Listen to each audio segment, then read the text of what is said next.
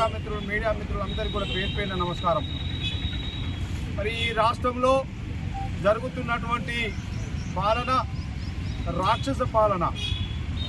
మరి ఎన్ని హామీలు ఇచ్చి ప్రజలను మోసం చేసి అబద్ధాలు ఆడి ఇవాళ గద్దెనెక్కినటువంటి రేవంత్ రెడ్డి పచ్చి అబద్ధాలు చెప్పుకుంటూ మళ్ళీ మోసాలు చేసుకుంటూ మరి వాళ్ళ కాలం గడుపుతున్న సందర్భంలో మరి ఆ భగవంతుడు మరి ఆనాడు స్వతంత్రం రావడానికి కష్టపడ్డటువంటి ఆ మహానాయకులందరూ కూడా మరి ఈ రేవంత్ రెడ్డికి బుద్ధి వచ్చేలాగా మరి పైన ఉన్నటువంటి ఆ నాయకులు వీరికి కనువిప్పు కలిగేలాగా మరి జీవించాలని చెప్పేసి రాబోయే కాలంలో ఈ రాష్ట్రంలో మరి ప్రజాపాలన జరగాలంటే, ప్రజలకు సేవ చేసే అధికారులు రావాలంటే, సేవ చేసే ప్రజాప్రతినిధులు రావాలంటే మరి ముందున్నటువంటి ఈ స్థానిక సంస్థలలో మున్సిపల్ ఎన్నికలలో తప్పకుండా మరి బీఆర్ఎస్ పార్టీ అభ్యర్థులను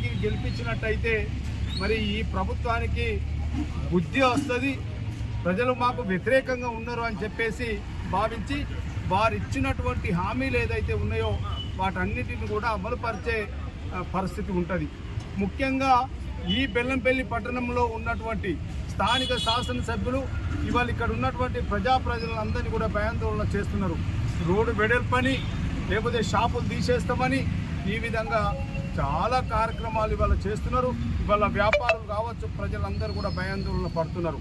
మరి నిన్నటికి నిన్న ఈ 2 సంవత్సరాలలో లేనిది మరి ఎన్నికలు వస్తున్నాయి కాబట్టి, మున్సిపల్ ఎన్నికలు వస్తున్నాయి కాబట్టి మేము అభివృద్ధి చేస్తాం, 1 లక్షల రూపాయలు వచ్చినాయి అని చెప్పేసి అక్కడక్కడ కొబ్బరికాయలు కొట్టి ఇవాళ ఈ రోడ్ల మీద కూడా కొబ్బరికాయలు కొట్టి పోయే పరిస్థితి కనబడుతున్నది.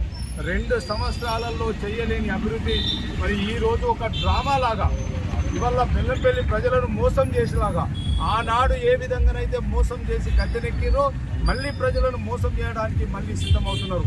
దయచేసి బెల్లంపల్లి ప్రజలు గమనించాలి.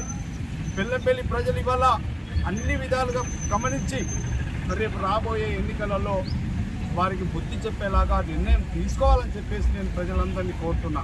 ఎందుకంటే ఆనాడు బాగా చెప్పారు, ఆనాడు ఏమన్నారు స్థానిక శాసనసభ్యులు, ఇవాళ నేను ఇక్కడనే ఉంటా, భార్య పిల్లలతో నేను ఇక్కడ స్థానికంగా ఉంటా అని చెప్పేసి బాండ్ పేపర్ రాసిచ్చింది బెల్లంపల్లి ప్రజలకు.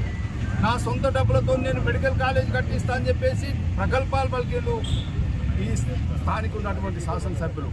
అట్లాగే 100 పడకల ఆసుపత్రి ఇవాళ ఆ రోజు మేము శాంక్షన్ చేపిస్తే ఇవాళ వాటిని పట్టించుకోకపోతే అక్కడ ఉన్నటువంటి సిబ్బంది, డాక్టర్లు కావచ్చు, నర్సులు కావచ్చు, ఎవరు లేక